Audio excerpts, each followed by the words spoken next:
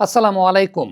নাহিদ রানা কন্ডিশনটাকে বেশ ভালো মতো ইউটিলাইজ করতে পেরেছেন। আজকের কন্ডিশনটা তার জন্য একেবারে ফেভারেবল ছিল এবং নাহিদ রানা সেটার একটা বেস্ট আউটপুট জেনারেট করতে পেরেছেন। একদম আগুন ঝরানো বোলিং করেছেন, উইকেট পিক করেছেন, ব্যাটারদেরকে স্ট্রাগল করিয়েছেন। একটু টেকনিক্যালি ব্যাখ্যা করতে চাই। খেয়াল করে দেখবেন আজকে নাহিদ রানা যে শর্ট অফ লেন্থের বলগুলো করেছিলেন, সেই শর্ট অফ লেন্থের বলগুলো কিন্তু ample amount of height purchase করেছে। অর্থাৎ শর্ট অফ লেন্থের বলগুলো ওয়েল ডিরেক্টেড বাউন্সার হয়েছে। এর আগের দিন নাহিদ রানা যে ম্যাচটা খেললেন সেই ম্যাচে উইকেটের কন্ডিশনটা যেরকম ছিল সেই জায়গাটা যদি একটু লক্ষ্য করে দেখেন, তাহলে এর আগের দিন কিন্তু উইকেট থেকে এরকম বাউন্সটা পারচেজ করতে পারেন নাই নাহিদ রানা। অর্থাৎ সিমিলার লেন্থে নাহিদ বল করেছেন, বাট সিমিলার লেন্থে বোলিং করেও রাইট হাইটটা অর্থাৎ ওয়েল ডিরেক্টেড বাউন্সার হওয়ার জন্য যে ধরনের হাইটটাকে পারচেজ করা দরকার সেই হাইটটাকে কিন্তু পারচেজ করতে পারেন নাই। সো এটা আমরা বলতে পারি টেকনিক্যাল জায়গা থেকে, সেটা হচ্ছে নাহিদ রানার যে স্টক লেন্থটা, যে শর্ট অফ লেন্থের যে স্টক লেন্থটা, ওই শর্ট অফ লেন্থের স্টক লেন্থটা অনুযায়ী আজকের এই পিচটা অনেক বেশি মাত্রায় সুইটেবল ছিল। নাহিদ তার পেসটাকে খুব ভালো মতো ব্যবহার করতে পেরেছেন এই কন্ডিশনটাতে এবং সেই সঙ্গে উইকেটের পেসটাও তাকে অনেক বেশি মাত্রায় সহযোগিতা করেছে। এবং মর্নিং শোজ দ্য ডে বলে একটা কথা আছে, আমরা ইনিংসের শুরুতেই কিন্তু সেটার একটা এক্সাম্পল পেয়ে গিয়েছিলাম।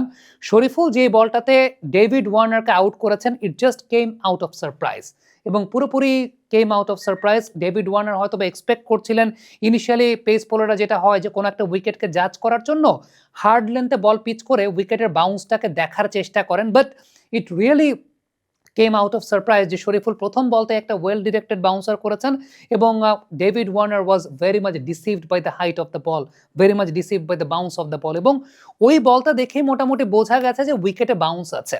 শর্ট অফ লেন্থের ওই জায়গাটা থেকে বাউন্সটাকে এক্সট্র্যাক্ট করা সম্ভব এবং সেই কাজটাই শরীফুল করেছেন। এবং শরীফুলের একটা ব্যাপার আমি বলবো যে মিক্স আপটা খুব ভালো ছিল। একটা বল শর্ট করছেন, আরেকটা বল ফুল করছেন, আবার আরেকটা শর্ট করছেন।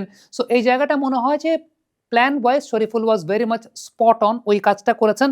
নাহিদ যখন বোলিং করতে এসেছেন it was very much expected যে শরীফুল যে বাউন্সটাকে এক্সট্র্যাক্ট করতে পেরেছেন, পারচেজ করতে পেরেছেন, নাহিদ রানা তার যে র পেসটা রয়েছে তিনি এই উইকেট থেকে আরো বেটার বাউন্স প্রডিউস করতে পারবেন এবং আরো বেটার পেসটাকে তিনি প্রডিউস করতে পারবেন বা পেসটাকে ব্যবহার করতে পারবেন। নাও টেকনিক্যাল জায়গা থেকে আমাদের জন্য অত্যন্ত শিক্ষণীয় যে বিষয়টা বা শিক্ষণীয় যে জায়গাটা সেটা হচ্ছে নাহিদ আজকের উইকেটের কনটেক্সটে তার স্ট্রেংথটাকে সর্বোচ্চ ব্যবহার করতে পেরেছেন।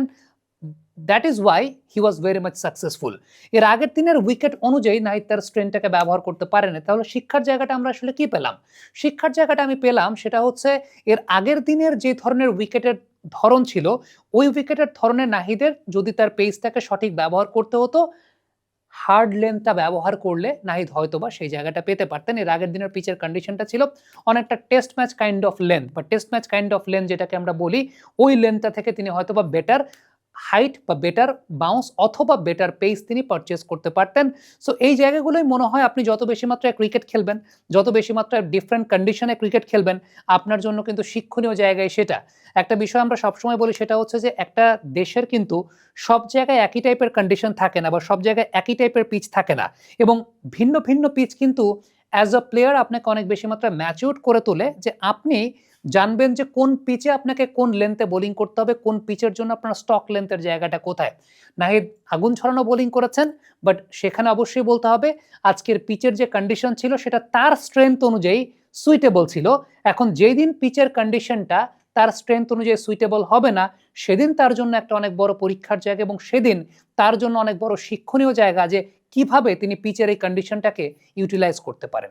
কমেন্ট বক্সে আপনাদের মন্তব্য মতামত জানতে চাই, লিখে পাঠাবেন।